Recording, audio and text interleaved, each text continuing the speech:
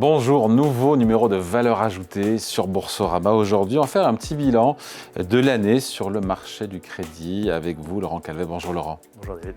Directeur adjoint des stratégies de marché de capitaux chez Tikehau Capital. Déjà au global, pour l'année, pour le marché obligataire, pour les investisseurs obligataires, j'ai envie de dire que c'est encore une année positive. Après, on va rentrer dans le détail, bien sûr. Mais Oui, c'était une bonne année de part et d'autre de l'Atlantique, en Europe et aux États-Unis. Alors, on peut rappeler peut-être ce qui détermine l'évolution du prix des obligations, c'est les taux d'intérêt et les primes de risque. Quand les taux d'intérêt montent, le prix des obligations baisse, vice-versa, et de la même façon, quand les primes de risque baissent, les prix des obligations montent. Là, ce qui s'est passé en Europe, les primes de risque sont restées assez stables, ont légèrement baissé, les taux d'intérêt ont légèrement monté, donc ça s'est compensé. Donc au niveau du prix, c'est resté assez stable. Et ça a été une année de portage, et c'est d'ailleurs ce qu'on met encore en avant aujourd'hui sur en même temps, c'est ce à quoi sert aussi notamment le placement en obligations. C'est exactement, et c'est ce qu'on met encore en avant aujourd'hui, c'est cet aspect capitalisant de cette classe d'actifs. On laisse dormir entre guillemets, on touche les coupons. Exactement. Tous les jours, un 365e du coupon qu'on touche tous les jours, et c'est une caractéristique particulière de ce marché-là. Et alors qu'aux États-Unis, les primes de risque, elles sont légèrement écartées, ont augmenté légèrement, mais par contre les taux d'intérêt ont baissé beaucoup plus fortement. Voilà. Donc là, le prix des obligations a monté, en plus du portage. Donc les performances... Coût double. Double effet un petit peu supérieur aux États-Unis qu'en Europe. Honnêtement, l'année 2025 est une bonne année pour l'obligation, pour le placement obligataire. Peut-être un petit ch'touille moins quand même que 2024. Un petit peu moins, puisque... Et un petit ch'touille moins que 2023 aussi, non? J'exagère un peu en disant ça ou Non, parce qu'on partait d'un niveau de prime de risque qui était là pour le coup très élevé suite à la baisse en 2022, qui a été très prononcée. Ouais. Et donc là, pour le coup... Oui, 2022, annus horribilis à la fois pour les marchés actions et pour le marché obligataire, ce qui est assez rare dans l'histoire d'ailleurs, d'avoir les deux qui tout à fait. sous-performent de concert. Et là, pour le coup, si on revient sur ce qui détermine l'évolution du prix d'une obligation, les primes de risque en 2023 et en 2024 se sont très fortement resserrées. Les taux d'intérêt ont baissé, donc là, on a un double effet très positif, en plus du coupon, du portage qui est venu s'additionner. Si on donne quelques chiffres, en Europe, ça donne quoi? Que ce soit l'investment grade, donc investissement de grande qualité, ou high yield, investissement plus risqué sur des Depuis le début de l'année, sociétés un peu moins bien notées. On est à 3% de performance globale sur les entreprises bien notées, un peu plus de 4% sur le high yield, le haut rendement. Pardon, mais il n'y a pas un gros écart de rendement entre les deux, non? Non, mais le coupon est un peu supérieur quand même sur le high yield européen. Un petit mot juste, alors c'est un peu technique, mais pour ceux que ça intéresse, l'évolution de la partie courte de la courbe des taux en euros par rapport à la partie longue, c'est intéressant parce qu'il ne s'est pas passé tout à fait la même chose. Oui, alors la partie courte, elle a très légèrement baissé. Donc la partie courte de la courbe des taux, elle est ancrée par la politique monétaire. Donc la Banque centrale a coupé ses taux d'intérêt cette année. Mais peut-être qu'elle va s'arrêter, on verra, ou encore une fois, mais en tout cas, elle est plutôt dans une zone, elle est plutôt bien ancrée à ce niveau-là. Et la partie longue, elle, des taux d'intérêt, est plutôt liée à tout ce qui est conjoncture économique et inflation. Et là, on a vu, et c'est ce qui a porté les actifs risqués aussi tout au long de cette année, c'est cette idée de relance de l'Europe, de la souveraineté européenne, qui est passée par la relance, par la défense et l'infrastructure de l'Allemagne, mais pas que, puisque les pays européens se sont aperçus après le Covid, après la crise énergétique, la guerre en Ukraine, qui avait quand même quelques trous dans la raquette. Donc il y a eu beaucoup d'initiatives mises en place. On peut citer ReArm Europe, Repower EU, le Chips Act, le Medicine Act, la relance par la défense et l'infrastructure de l'Allemagne. Donc ce n'est pas que la défense et l'infrastructure, ça va être aussi l'indépendance industrielle, l'indépendance des médicaments, la compétitivité digitale.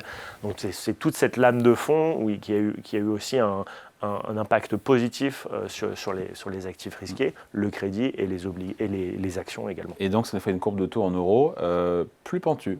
Et les taux longs, sur des perspectives de financement, donc de défense et d'infrastructure, notamment par l'Allemagne, puisque les taux européens, le référent c'est l'Allemagne.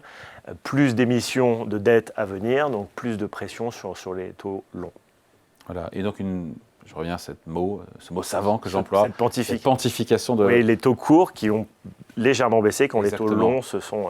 mais c'est une bonne configuration, ça? C'est une configuration normale de courbe de taux, puisqu'on doit être normalement, logiquement, plus payé pour le futur et les incertitudes que le futur comprend que pour le présent. Les aléas du futur. On a parlé de l'économie au sens large, mais après, il faut regarder les secteurs par secteur. On sait bien qu'il y a des secteurs qui se portent mieux et d'autres qui se portent moins bien. Et donc, il y a un distinguo à faire quand même dans cette analyse de l'année. Oui, alors ce qu'on a vu aussi cette année, c'est là, au contraire peut-être de 2023 et de 2024, où quasiment tout a très bien performé. Là, on a eu plus de, donc le mot un peu scientifique, c'est de dispersion. C'est-à-dire qu'il y a une différenciation qui est faite entre les bons et les mauvais élèves. Et c'est vrai qu'il y a des secteurs qui sont en difficulté. Et aujourd'hui, on est en ce moment dans les publications des résultats du troisième trimestre. On ne voit pas vraiment d'inflexion positive ou négative. C'est-à-dire que les secteurs qui sont en difficulté restent en difficulté. On peut citer la chimie, l'automobile, la construction, l'emballage, les laboratoires également, l'énergie, le transport. Voilà, tout ce qui est en fait lié à une croissance qui est un petit peu en berne et à toute cette thématique de tarifs en provenance des États-Unis. Et donc les secteurs qui vont bien. Et les secteurs qui vont bien, les bancaires en Europe, c'est très bien, les télécoms, les services, la consommation non discrétionnaire, voilà, tout ça sont des secteurs qui se portent très bien. Mais après, on a aussi, à l'intérieur de chaque secteur, que le secteur se porte bien ou que il y a des mauvais élèves, et que le secteur se porte mal, et il y a des très bons élèves. Ouais, les mauvais élèves, c'est ceux qui rapportent évidemment parce que le dossier est plus risqué, plus de rendement. Il y a des opportunités aujourd'hui en France, sur les dossiers en France. Quels sont quand on veut prendre un peu de risque sur de l'obligataire, vers quoi on peut aller potentiellement? Et ce n'est pas un conseil, évidemment. On peut citer un nom très classique du haut rendement français qui va parler à tout le monde, c'est Picard. Oui. Voilà, le leader de la nourriture surgelée. Et qui est mal noté. Qui est mal noté parce qu'une structure d'endettement assez élevée et pour laquelle on est rémunéré quasiment 7% aujourd'hui. Par an? Par an, voilà. Sur quoi? Sur 5 ans, 6 ans À 7 ans. 7 ans. Ça vaut le coup? Si vous me posez la question, oui, ça vaut le coup. Et depuis des années d'ailleurs, hein, il y a toujours eu des bons rendements sur... Oui, et puis ça a toujours été en fait une notation assez basse. C'est noté quoi d'ailleurs? C'est noté sur la partie subordonnée CCC+. Donc c'est vraiment, si on transfère ça en notation sur 20, ça va donner un 8 sur 20. Ouais. Et pour autant, il n'y a jamais eu d'accident de crédit. Hein, non, ça s'est très bien comporté dans le Covid, post-Covid également. C'est plutôt attractif. On parle de l'Europe, mais il n'y a pas que l'Europe dans le monde, il y a aussi évidemment les États-Unis. On pourrait faire le même bilan sur le marché du crédit américain, encore une fois. On ne parle pas des obligations souveraines, sur les obligations privées, corporate, d'entreprise. Oui, c'est là aussi. Alors là, pour le coup, les primes de risque se sont légèrement écartées depuis le début de l'année. Surtout, en fait, elles étaient plutôt stables et elles se sont écartées ces dernières semaines. Donc c'est moins bon, ça. C'est moins bon Mais les performances sont meilleures quand on regarde les performances sont meilleures en dollars. Ah oui, en dollars, oui, d'abord, parce qu'en euros... en dollars, elles sont quasiment à 7%. Sur le high yield américain. Ouais. Et sur l'investment grade américain, elles sont à plus de 7%. Ah, comment c'est possible? Eh bien... Comment c'est possible que l'investment grade soit au même niveau quasiment? Parce que, donc là, si on revient sur ces deux facteurs qui influencent l'évolution du prix d'une obligation, les primes de risque... Ça n'avait pas le coup d'aller sur du high yield pour le coup, là? Pour le coup, non. Mais pourquoi? Parce que donc, dans les deux facteurs, il y a les primes de risque et les taux d'intérêt. Les primes de risque ont augmenté sur le high yield américain, donc ont eu un impact négatif sur leur prix, et les taux d'intérêt ont baissé. Les taux d'intérêt ont eu un impact positif. Maintenant, sur l'investment grade américain, les primes de risque sont restées stables et les taux d'intérêt, et là pour le coup, il n'y a eu que l'effet positif des taux d'intérêt. C'est facile, on le dit a posteriori, il fallait l'imaginer en début d'année. Effectivement. Mais en tout cas, sur le marché américain, sur l'obligataire américain, il valait mieux être positionné sur de l'investment grade qui a rapporté du 7% en dollars. Pour l'investisseur européen, on est évidemment dans le rouge une fois qu'on a mis la parité de change. Bah, on peut enlever 2% à peu près, qui correspond à le différentiel de taux d'intérêt des deux zones. Et les primes de risque se sont écartées ces derniers temps aux États-Unis parce qu'on a eu beaucoup d'émissions, notamment en provenance des hyperscalers sur toute la thématique IA, donc les CAPEX, les dépenses d'investissement qui sont financées maintenant par de la dette. Ouais. C'est un truc qui est sorti il y a quelques semaines, on en parle depuis l'automne, quoi. Hein. Ouais, et alors là... Ça, on n'a pas vu venir, parce qu'au début, on était là, oui, c'est l'investissement en actions, c'est du cash qui est cramé des trésoreries des GAFA. Mais non, maintenant, il y a des tombereaux de milliards de dollars qui sont levés pour financer ces infrastructures. Oui, exactement. On est à plus de 120 milliards depuis le début de l'année par les hyperscalers pour le financement de ces dépenses d'investissement, quand en moyenne sur les 5 dernières années, c'était 25, 30 milliards par an. On a changé de dimension. Donc on a changé de dimension. Alors après, il faut quand même se dire que ce qui nous intéresse en crédit, parce que là où c'est-à-dire un potentiel, pour le futur, c'est facteur de risque, ça, pour le futur. Hein. Parce que là, on parle de l'année 2025 parce qu'on est en fin d'année. Mais si on se projette un petit peu, et c'est la question que je pose indirectement, c'est quid de 2026 au travers de ce qu'on a dit là? Est-ce qu'on prolonge le trait? Est-ce que ça change la donne d'avoir autant de financement privé et public dans la tech pour financer l'IA et les data centers et compagnie? Après, alors, il y a deux choses. En crédit, ce qui nous intéresse, c'est pas comme les actions. Les actions, c'est vraiment la croissance des bénéfices, c'est cette idée vraiment de retour pour les actionnaires, de bénéfices. Pour le crédit, c'est est-ce que les entreprises vont être capables de payer les intérêts et rembourser leurs dettes, tout simplement. Même s'il n'y a pas de croissance, est-ce qu'elles vont... Et donc, c'est pas vraiment la même question. Il y a la question sur les actions. Est-ce que la pérennité de cette tendance qui a pu inquiéter un peu les marchés ces derniers temps, mais qui a rassuré depuis les résultats de Nvidia. J'ai bien aimé le tout-puissant. L'alpha et l'oméga des marchés. Voilà, exactement. Sur les marchés du crédit, effectivement, s'il commence à lever énormément d'argent pour financer ses dépenses d'investissement, on parle quand même d'entreprises très grosses, très profitables, qui ont beaucoup de cash. Qui ont les reins solides. Après, c'est peut-être une question d'indigestion, beaucoup d'obligations à souscrire. Il va falloir payer peut-être un peu plus cher. Et c'est pour ça qu'il y a peut-être un réajustement des primes de risque à ce niveau-là.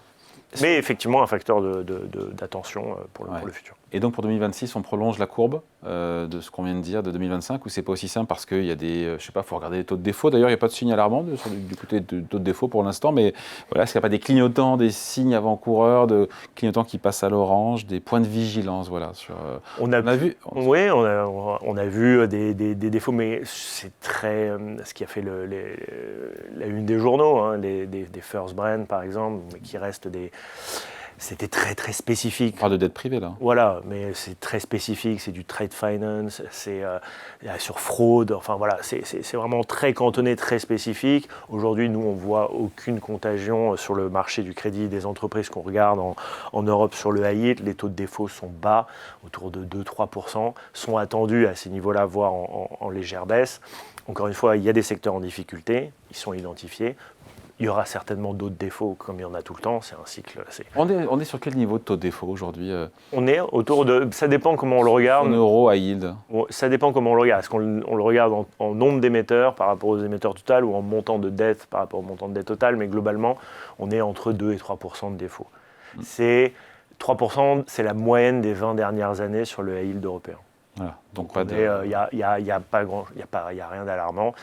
Sachant qu'il y aura des défauts, il y en a toujours eu, il y en aura encore. C'est un peu Donc la conclusion de tout ça, pour ceux qui se projettent un petit peu, c'est de se dire que la stratégie de portage, on laisse dormir ses lignes obligataires, son portefeuille obligataire, on touche les coupons chaque année, ça reste d'actualité?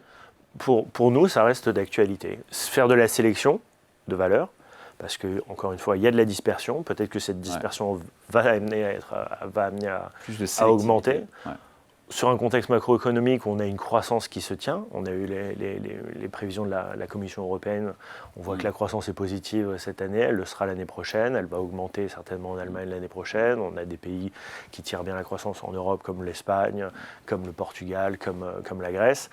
Et puis on peut avoir de bonnes surprises aussi du côté de la Fed aussi l'année prochaine, peut-être pas tout de suite, en tout cas l'année prochaine. Peut-être pas tout de suite, en tout cas elle a recommencé à baisser les taux, la Banque centrale, on a des politiques monétaires qui sont globalement plus accommodantes, on a une croissance globalement qui tient bien, des taux de défaut qui sont bas, faire de la sélection de valeur et miser sur le portage du crédit, effectivement, semble une bonne stratégie.